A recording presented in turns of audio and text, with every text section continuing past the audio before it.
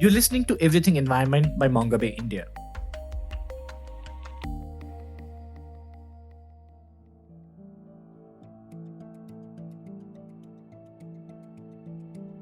This episode is special as it is the last one in the series GigaWhat. In the previous 9 episodes, we spoke to communities impacted by renewable energy projects, researchers, industry bodies, think tanks, policymakers, startup founders, ecologists, and activists to bring very specific and nuanced aspects of India's clean energy growth. We looked beyond the numbers of installed energy capacity and the technology revolution. The detailed discussions introduced us to the opportunities India has to make this energy transition right. Bring energy to millions of people where there is none, involve communities in development projects, create jobs in rural areas, fuel startups, reduce carbon emissions comparatively, and much more. India's renewable energy dreams have been big since the country shifted gears post-Paris Climate Summit in 2015. Rapid policy changes backed the dreams. The support undoubtedly transformed the Indian energy market and pushed India among the top countries in terms of clean energy adoption. The country is now working towards achieving 500 gigawatt of installed capacity from non-fossil fuel sources by 2030. However, every choice has a cost. Rapid renewable energy installation and transition has left several aspects overlooked, and they have given rise to new issues. Issues related to land availability and acquisition for mega-renewable projects, impact on biodiversity, lack of involvement of local communities and gender-based plans, lack of financing solutions, absence of waste management and recycling policies, etc. Considering its impact on society, experts fear that the clean energy sector will follow in the footsteps of the fossil fuel industry. The shift from fossil fuels to renewables is needed eventually, but it poses loud questions. What will happen to the states that will stop producing coal? What will happen to the millions working in coal and related industries? Are they skilled enough to switch to the renewable sector? Also, is renewable energy coming up in coal-dependent regions in the first place, or is it happening elsewhere? How will the state departments in economy cope with this shift? I'm Mayank Agarwal, contributing editor at mongabay-india. We are an online publication dedicated to bringing you stories on science and the environment in India. In this episode, we will try to understand the challenges that this sector's rapid but probably unplanned growth has thrown. We will examine if there are solutions and what needs urgent attention. And before we proceed, here is a note about mongabay-india's new podcast series. The world is switching to clean energy, primarily to tackle climate change.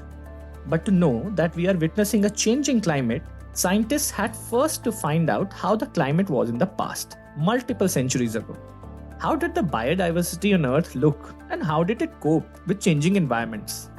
In the new podcast series, Imprints, you will hear interviews with India's 5 paleoscientists. They tell us how they unearthed data from lake beds, libraries, and beyond, the challenges they face in hunting fossils and accessing data, and why this science is so crucial in the present day. Subscribe to Everything Environment by mongabay-india to get updates on Imprints. Now back to GigaWhat. My name is Bala Subramanian. I am a policy advisor with a think tank called the International Institute for Sustainable Development, IISD. It is a think tank which is global in nature. Bala works with the energy team at IISD. Apart from India, he looks at countries such as Indonesia, South Africa, Nigeria, and Canada. So I've been with IISD since 2018. My focus areas have been, so sort of broadly it can be described as shifting government support from fossil energy to clean energy. What is the biggest source of, man-made CO2 emissions, or like broadly greenhouse gas emissions? And that is the energy. And energy as a whole encompasses like not just power, but also transport, industry, buildings, and so on. The energy transition is not just like the power sector, as you may think, and it's not necessarily a single one-on-one debate, as you see with coal versus renewable or coal versus solar. It is a lot more complex than that. And also, in my view, an energy transition is not a technological transition. Of course not. It is financing, it is politics, it is policy, social, society, regional development. There are many factors that contribute to an energy transition. if there are going to be big changes, it is also an immense opportunity to improve our society and communities and the way we structure our lives. So within this, it's kind of integral that this energy transition is fair, equitable, socially just. It holds the people who have polluted most accountable. It ensures that people who deserve a better quality of life receive it and their sort of lifestyle is not hampered by it. And all of these elements should be encompassed with whatever actions or activities or policy that we have planned. All these things together comprise just transition or a just energy transition. Now to the question whether if it is happening in India or not. I would say we are very early in the process. There are many issues which we have noticed which need to be resolved. There needs to be more thought into it. The transition is underway where we are, as I see right now, in the build out phase or scale up phase. But a bigger transition is a scale up and a scale down. So the second you start building up a bunch of things, you put it in the post, you put it kind of crudely, things being like electric vehicles, solar plants, or green hydrogen. We also need to build down or scale down or phase out or phase down, whichever is your preferred language. That also needs to be done. So since we are in the build-up phase, we have sort of gotten away without looking more at the social aspects because that's like new things. And well, as a country, we just build things always.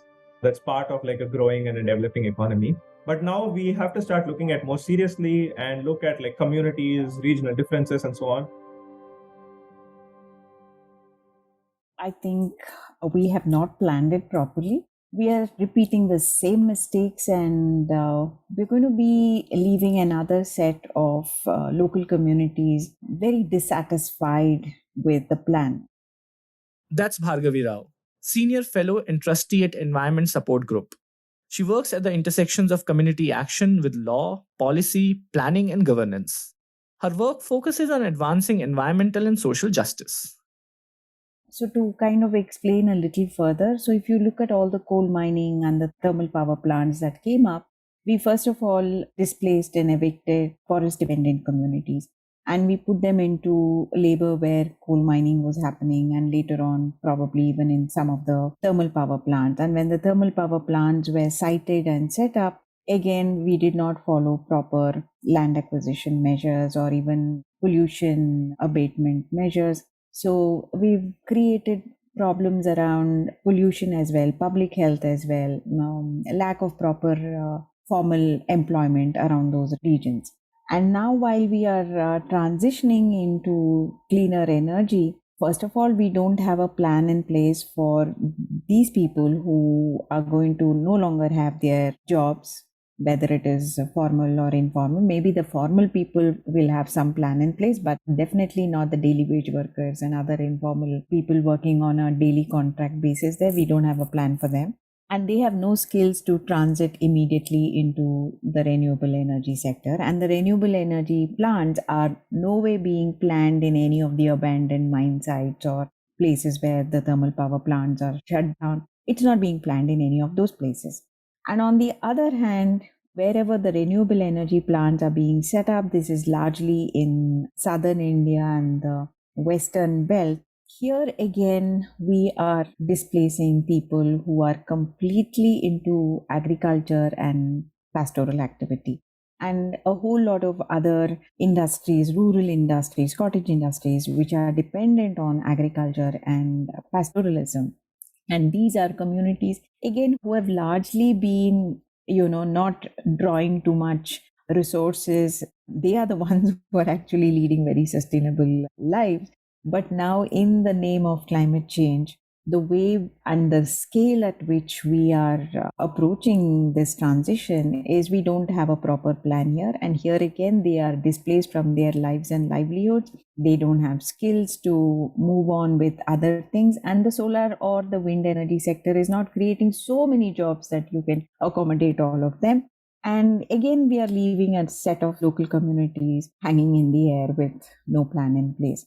So in the coming years, you will have two sections of the local communities, both in the mining and thermal power abandoned areas and in areas where solar and wind energy and other renewable energy projects are coming up, where you have sections of the local community who can't fit in anywhere. And we are creating newer displacement, and also these people will be pushed and they will fall through the crack after 75 years of independence, while we are boasting about so many other advances. Paying attention to gender and women in particular has not been on our agenda at all. Women are underrepresented in the energy sector. Mainstreaming women in the industry will require analysis of the existing gender gaps, which requires data collected and tabulated separately for women and men. This effort is still largely missing.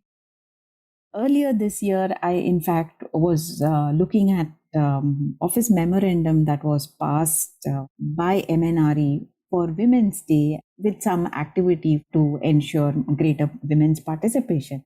Again, it was a half-hearted, very tokenistic effort that they had come out with. And interestingly, if you look at who was on the committee, it was all men. So we really have not thought about it at all from an economic perspective of making women economically independent, building dignity into their life, and at the end of the day, securing health and good life, well-being at the family level. Unfortunately, if you look at the way people are being trained for renewable energy jobs, it is not a great landscape. So, the Ministry of New and Renewable Energy does have this program where they train Surya Mitras, Vayu Mitras, and Varun Mitras. And these trainings are offered by a variety of institutions that are largely focused in urban areas. It is a 3-month training program. But if we see who are the ones who are doing it, they are definitely not the ones who are either in the area where the solar or the wind power is coming up or is scheduled to come up, nor is it people who are being pushed out of their coal and thermal power livelihood. And a recent study by CEEW also indicated the number of jobs that are currently in this sector. It's about 1 lakh plus that's in this sector. Although many people had been trained over the last 3 or 4 years, not everybody is employed in this sector on a full-time basis. So if we understand the wind and the solar power, the jobs are required only during installation. Once the installation is over, they require very few people to maintain and manage and monitor it. So the ones who are trained, not all of them will be on this full-time job. It has become just like a little plumbing skill or a electrician skill that people are learning, and it is definitely not offering them long-term jobs. So in a setting like this, we are again pushing people into the threshold of not being employable on a full-time basis. So we'll have a set of people who are multi-skilled, who will have to juggle with many things on a daily basis just to keep their kitchen fires burning. And I don't think one model will fit across all states in the country. Every state needs to think of it in a very unique way, depending on the landscape, the agriculture practices, the pastoralist practices in each of these states, and if they can coexist with renewable energy, and if we can build skills accordingly, then I think we will secure not just food security and energy security, but also water security and a whole lot of dignified livelihoods. Balasubramanian from IISD sees some similarities between the growth of coal and the renewable energy sector. Some are good and some are not so good. There are a few analogies which I think are applicable. One is being like the strong involvement of the private sector. This is something very noticeable when we saw this huge rollout of like IPPs or independent power producers in the 2010s on thermal power plants. And now we are seeing increased ambition from so many major private sector players on, say, setting up mainly solar PV, but renewable energies in general. So it's been this involvement of private sectors and large private sectors planning these big investments. So that is one analogy, which is sort of like a good trend in the sense that the market has definitely shown interest to clean energy, and which generally means like, more investors and more engagement and like an ability to reach bigger scale faster, as opposed to something, say, if the government is exclusively being the only entity supporting it. The other sort of a more worrying sort of similarity would be the very aggressive bids which is being placed. So we all know that like in 2017, the Standing Committee on Energy came out with this report on like stranded or non-performing coal assets in India, and it said about 37 gigawatts are at the risk of stranding. That was a result of like years of poor financial planning, aggressive bidding, just building plants out much faster than what the demand is. And that resulted in all this sort of like financial tensions within the energy sector. There is concern in various discussions and forums about some of the recent solar bids being over aggressive and, later will not provide the returns that's expected. And in the case of solar, it's particularly scary because we all know that solar PV's life cycle is only 25 years or so. And the rate at which we have plans to build out, this is not just like till 2050 or so, right? We are going to be building till 2070, till the end of century. There is going to be a massive increase and then replacement of the fleet like every 25 years. And it's a long process. So if at some point the financing of solar power, renewable energies in general is not done right, then we can be at a point, say another 10, 15, 20 years in the future, where the business just becomes difficult. There is a lot of stranded assets, and it will sort of drive investors and new investments and new projects into it, which is a problem. So, yes, we have to scale up right now, but we have to also sustain the scale for decades into this century. The fossil fuel industry in the country is in one landscape, while the clean energy industry is booming in the other part of the country. How can we address this gap and the questions that are there about skills, jobs, and the overall ecosystem that this clean energy transition is bringing? So one of the things that I think is important for entities, especially state governments, which are likely to be hit by this energy transition, say a drop in their royalties or whatever it may be, they must actively look at wider development strategy, which is sort of multidimensional in nature, and look to see how their particular economy or like their particular state can grow out of their fossil dependencies and into what new areas. This can be a one-to-one change in terms of like, okay, wherever there's a mine, we can put in a PV manufacturing facility and so on. But it need not be one-to-one. It can be like tourism or, manufacturing of certain goods or services of a certain kind, and build these ecosystems in various places. The other aspect is basically what I had alluded to much before in terms of planning ahead in terms of tax revenues and so on. One of the bigger concerns is like the GST compensation cess is going to end in a few years. Many states are very dependent on revenues from fossil fuels. We don't have a standardized fossil fuel sort of taxation model linked to the carbon, and sort of it is tied to various other commodities. So having an entity which can plan as a whole on how taxation can work, how the tax revenues can be planned, and something that can look at reinvesting revenues and planning for like basically fiscal planning for the future, that would help a lot in overall improving the ecosystem of states, governments which can get affected by the energy transition. In context of coal mining, the rights of workers are still somewhat protected due to presence of unions. It is debatable, but we still have some protection because of the presence of unions. But with the clean energy transition, the job shift and the workers who will be involved in this particular sector may not have the backing of unions. How should we address that? See, I think again here it is the civil society that is talking about this. I don't think we are anywhere close to even mobilizing these people who work in the renewable energy sector because, first of all, the numbers in which they work are very small. And the companies for who they work obviously will not want them to be mobilized, be part of a union or association that will even talk about, the rights of labor and payment and all of that.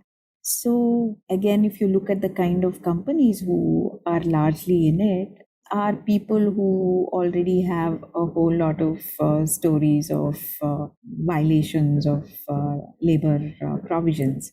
So, it is a very scary and a sad thing right now because there are no unions.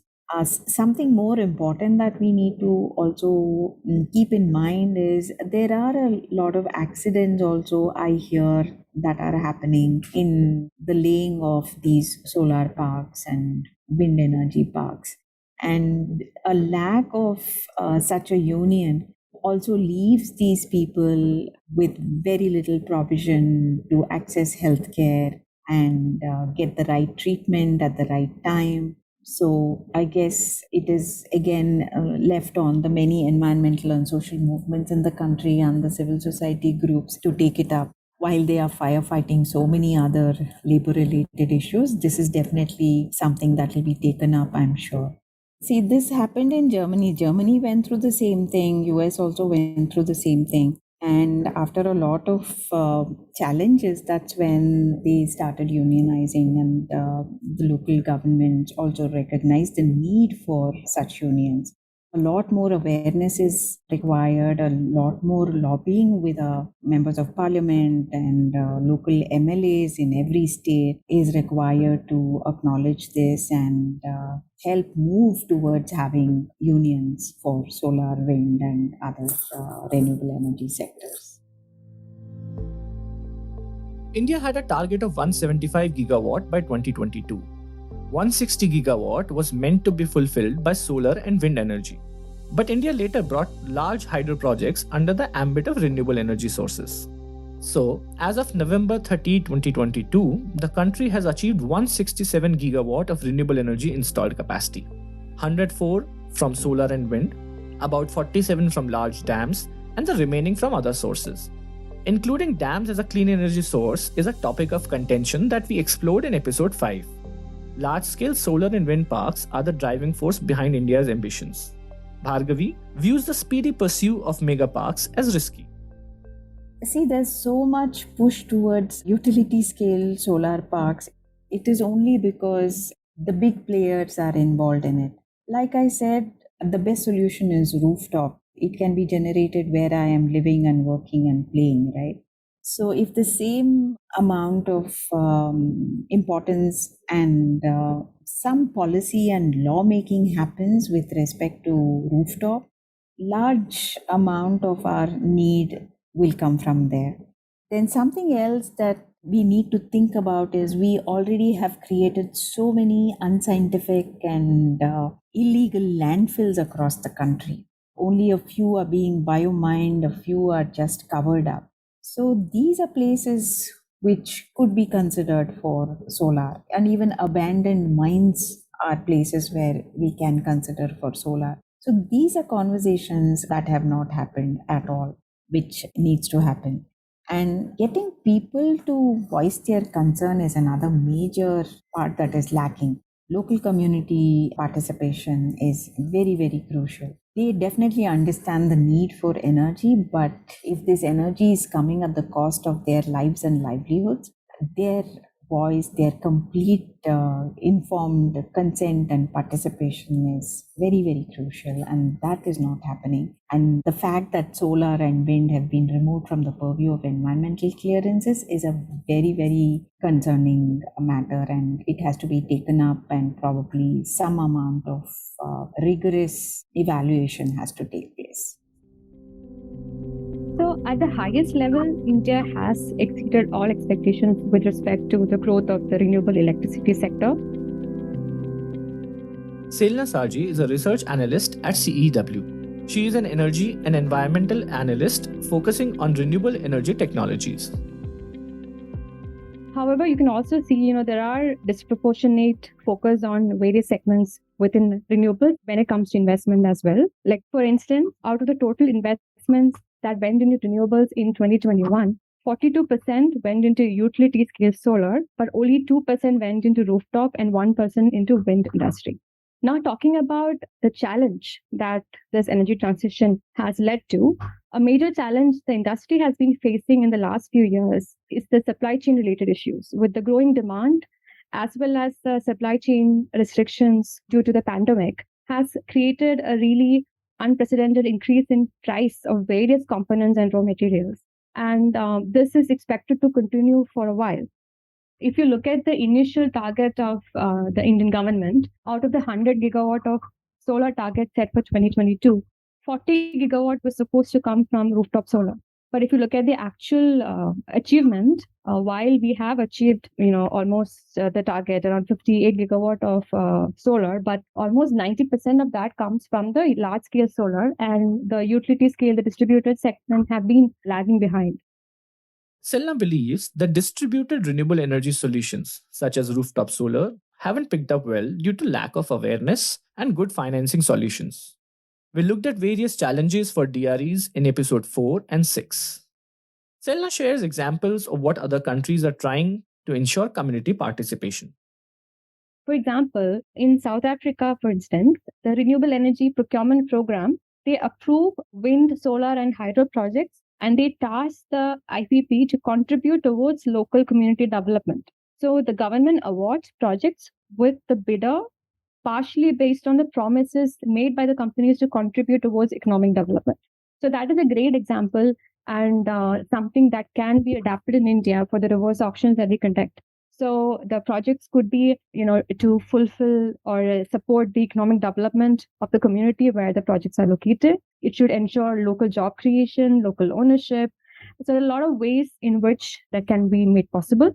Another example is from the US in Nevada and a few other states. There are a lot of examples where the tribal communities are also made part of the solar or wind projects, either through co-development or co-ownership. So these are some of the models, even for larger utility scale plants, that India can look at.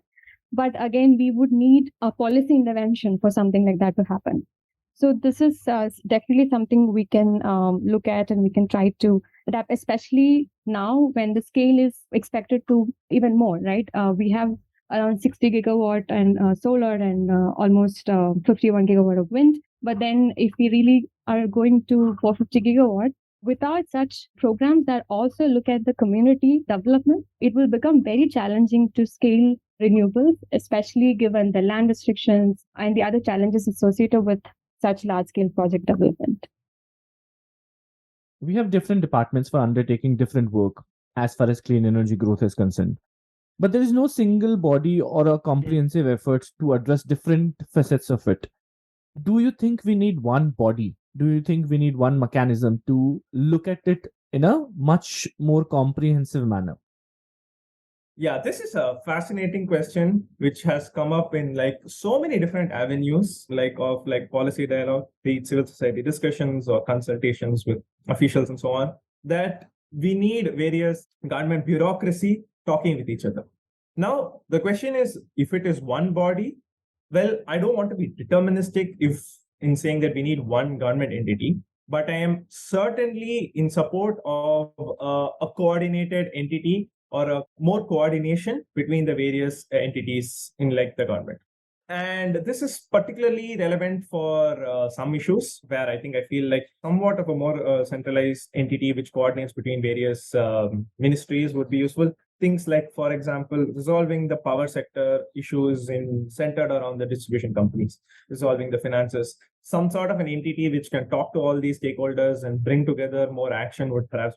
So the reason why I'm not advocating outright for a centralized body, one is that it is a very big issue in the sense that energy transition as a whole is massive undertaking stretching over years and like at various levels of government. Here is the example that Bala shared. Solar based irrigation is on the rise in India as a clean replacement for diesel irrigation pumps. Since solar pumps are cheaper to operate, there is a risk of groundwater overexploitation. Now, this space is at the intersection of multiple ministries: renewable energy, water, and the agriculture ministry. If there is not adequate coordination among all, a well intended solution could have drastic outcomes. When we are thinking of an energy system of the future, perhaps the model in the way in which our ministries are divided itself do not make a lot of sense, right? If all of our energy is going to be just renewable energy and we have ministries of power, coal, petroleum, natural gas, and so on, that is sort of inherent conflicts by design. For example, take CIL. In their recently released action plan, they have said that we are going to become a clean energy firm. So CIL, Coal India Limited, is going to be a clean energy firm. and another example being NTPC, National Thermal Power Corporation, which have since dropped their expansion and they're just NTPC. So while these firms are looking to transition, the ministries should have some longer term plan as to how they will transition. So that is one aspect where these ministries should look ahead into the future and how they can coordinate. And this is perhaps an issue which goes beyond just the ministry. It is a wider sort of like a bureaucratic rearrangement of our entire government, which sounds, quite a long and very politically difficult process. But at the sort of issue level, this is what I had meant by a coordination. If you're building anything or like any sort of like investments or development or whatever it may be, has to be centered around the communities, must be in consultation. And I mean, this is not just for like a solar power or anything. This is a sort of like a wider process and practice that ought to be practiced in everything, all sorts of things. If you're building a bridge, or if you're building, say, I don't know, a factory that manufactures bottles or something, it's still the land that's being used, the waste, the environment, all like, so we have this environment and social impact assessment, right? That is a sort of a mandatory process that ought to be followed. Where we have been falling short is that it's often sort of like being swept under the carpet when we are seeking growth, and that is clearly problematic. Yes, we may achieve targets right away if we take shortcuts like that, but at what cost? And definitely it will come to cause much bigger problems later and so on. Thank you for listening to GigaWhat. If you know someone who loves stories about India's environment or its clean energy journey, please share this series. Or you could just share it on social media. This show was produced and scripted by my colleague Karthik Chandramouli, edited and mixed by Tejas Dayanand Sagar, copy edits by Priyanka Shankar, podcast production assistant Sapna Verma, GigaWhat artwork Pooja Gupta.